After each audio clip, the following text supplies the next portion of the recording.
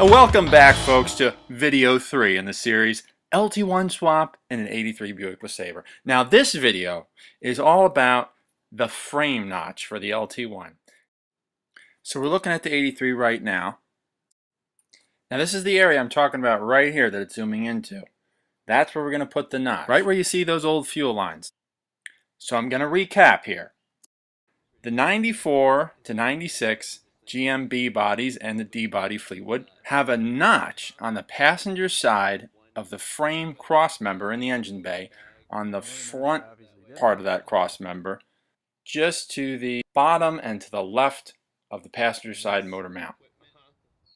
Now you can see the notch that I'm talking about here on the 94 Roadmaster's frame, sort of a compound curve.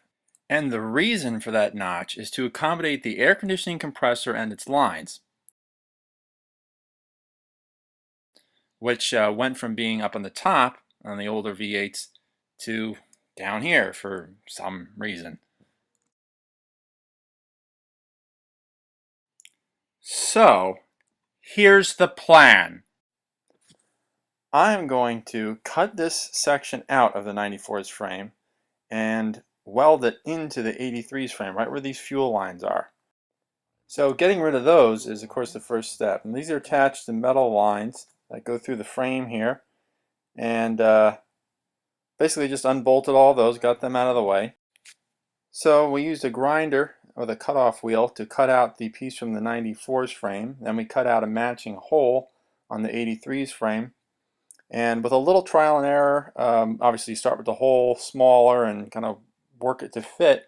We got a test fit in here pretty nice, and we are ready to get to work here.